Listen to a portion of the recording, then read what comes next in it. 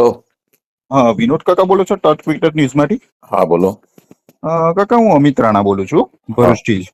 હા. હવે અત્યારે આજે 14 તારીખના રોજ હમ. 11:36 સમયે સવારે અતુલ બેકરી પફ લેવા ગયો હતો હું કસક વિસ્તારમાં. હા. ત્યાંથી મેં 2 પફ ખરીદેલા હતા. હમ.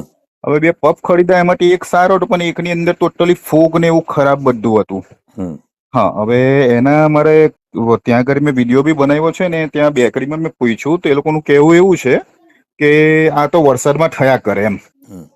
હા, હવે એના કારણે મેં ફૂડ ડિપાર્ટમેન્ટમાં કોલ બી કર્યો, કોલ સેન્ટરમાં એમાં. હમ. તો કોઈ જવાબ આપ્યો નહીં મને. હમ. હા, એટલે ત્યાર પછી હા બેકરી વાળા બરાબર શું જવાબ આપે છે? ફોગ ચડી જાય ચોમાસામાં એમ. વરસાદમાં થયા કરે એમ. હમ. હા, હા.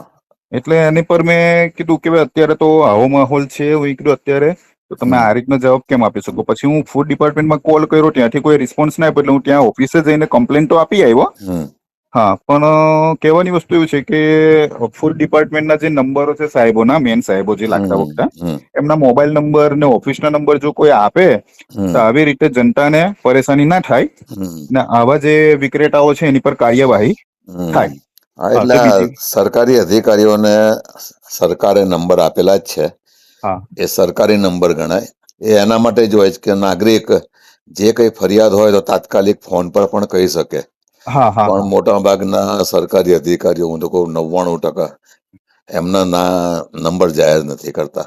હા સાહેબ, એ જ તકલીફ એટલે છે. હા, એટલે એના ખરેખર કારણે પછી નંબર. મારે જાતે ત્યાં આગળ રૂબરૂમાં જઈને કમ્પ્લેન હમ. આપવી પડી. તો સાહેબનું હમ. બી કેવું હતું કે અમે બીજા કામમાં બિઝી હતા એટલે ફોન ના હમ. ઉચકી શક્યા એમ. ઓકે, અરજી આપી દીધી ને? હા, અરજી હા, બસ લેખિતમાં તો આપેલી છે. જો આ કઈ કાર્યવાહી થાય કે નહીં તો પછી આગળ આપણે બીજું કઈક કરીશું. ઓકે સાહેબ, થેન્ક હા, યુ. અને અમિત રાણા કીધું નામ કેમ? હા, અમિત રાણા, ભરૂચ. તો રહેવાનું ક્યાં? આચાર્યજીની ચાલ, જિલ્લા અચ્છા, પંચાયત પાસે. ઓકે. આ જાગૃતતા બદલ અભિનંદન. ઓકે. નાગરિકોએ જાગૃત થવું જોઈએ. બાકી જાગૃત થાય નહીં નાગરિક તો હા હા પછી આજ પરિસ્થિતિ અને રહેવાની. અત્યારે મહારાષ્ટ્રમાં બી સાહેબ ચાલે જ છે હા, એ અત્યારે ફૂડ પેલા એન્ડ ડિપાર્ટમેન્ટનું આઈએએસ બહુ કે સારા અધિકારી હા આવેલા છે.